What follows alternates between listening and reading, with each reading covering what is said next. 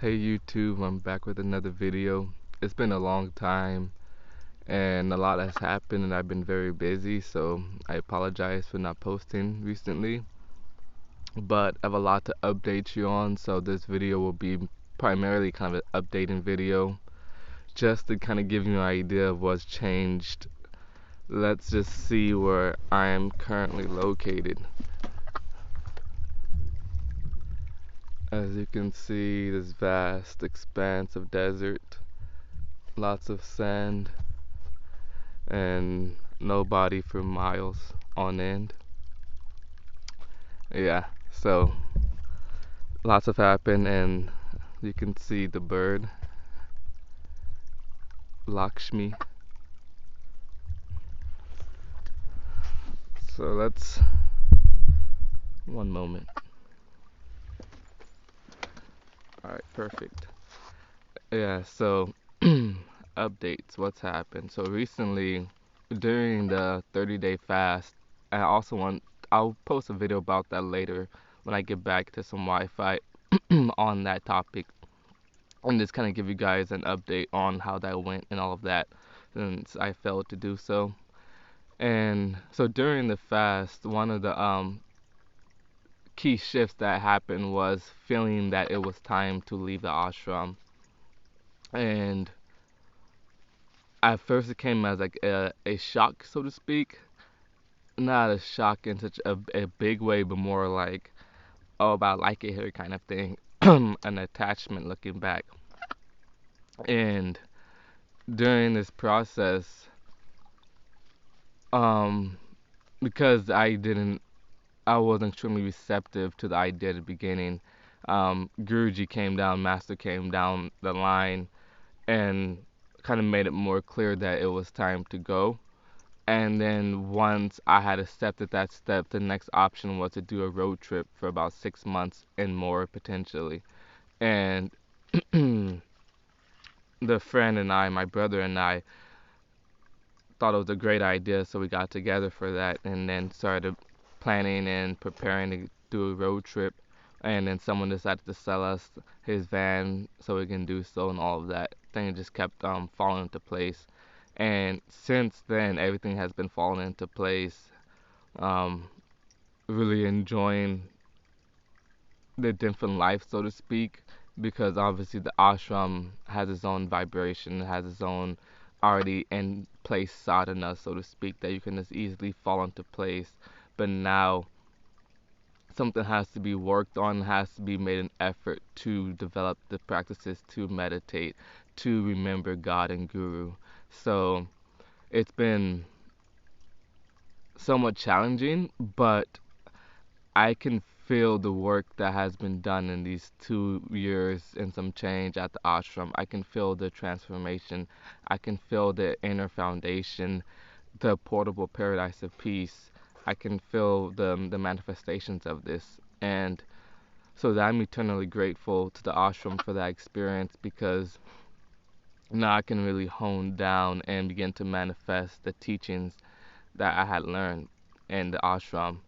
And so the current plan is go travel up to Oregon and then come back down through Utah, Arizona, Nevada, and then drive cross country to Florida and stay there for the winter, and then kind of travel back around springtime.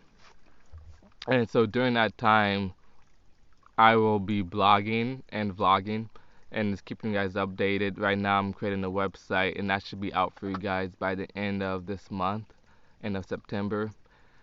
And on the website, there'll be stuff to help you guys with like a meditation practice, or with like dieting, eating a healthier diet, becoming healthier, exercising, stuff like that, and increase your own wellness and happiness.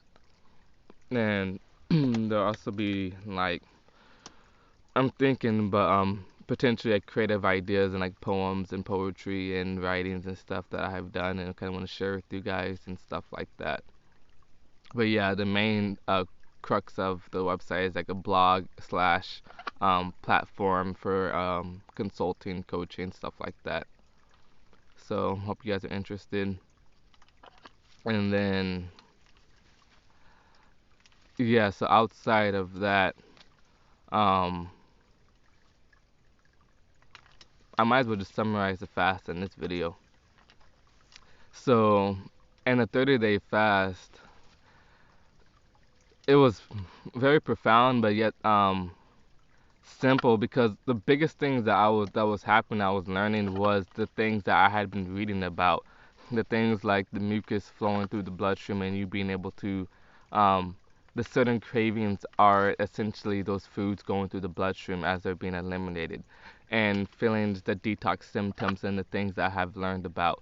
So it's great to put that into perspective and get the direct experience of um, said situations. And so that was one key aspect of the fast. Another key aspect was the cleanliness, the inner cleanliness, the internal cleanliness, that the body had just a pleasant odor about it. The sweat did not smell, but the body itself smelled good. It smelled clean. It started developing a sweet smell like fruit. And to see how much of what we do nowadays as a practice is to mask our dirtiness, to mask, the uncleanliness of the body, that one does not need to lavish themselves in so much if the body is in a clean state, because it will have the smells that you desire, it will have the smooth skin that you want, it will have all the things that you are buying products to achieve, it will already give you free of charge.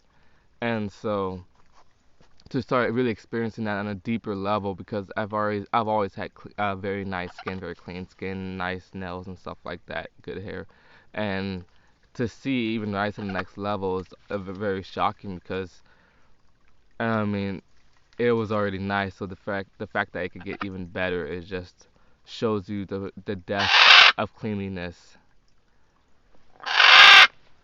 What's wrong, girl?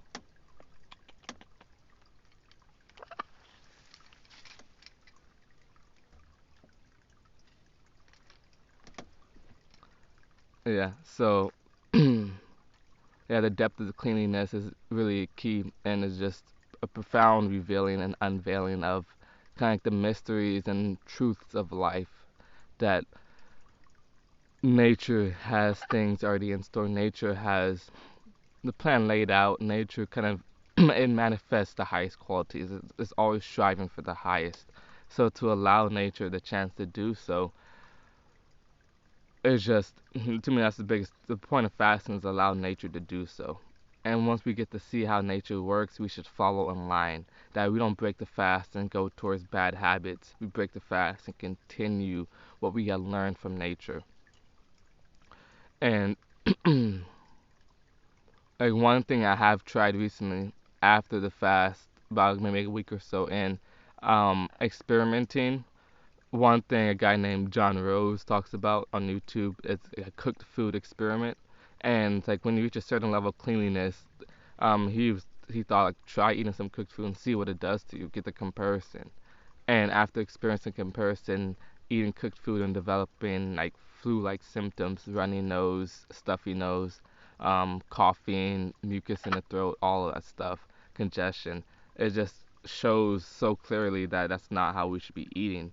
And now the body has developed like a natural tendency, a natural inclination towards the raw foods, especially the fruits. And so that's great and all. And it's really key, because once that's been developed, half the battle's kind of already won.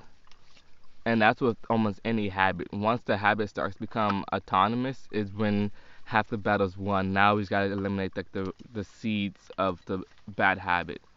But now, like I said, like similar to meditation, once you develop a desire to meditate, once you want to meditate, then most of the battle's already won in that sense, because the habit has been solidified. Now it's just time and depth of intensity. And so same with the raw fruit, same with the diet. Once you have developed the healthier diet, once you've gotten to the raw food point, then you begin to already manifest the desires to eat fruits. And you start to have a aversion to cooked food because the body just does not want it anymore. And so reaching that point has been very profound to see, and just feels as a whole that's kind of where the life tendency has reached, is just an onward and upward slope, an onward and upward direction, a tendency. So yeah, that's all I can think of for this video, guys. It's been a while, and I'll be much more frequent now because traveling, blogging, posting videos, photos with the guys and the bird. So stay tuned in. I again apologize for the long wait. Peace be with you all.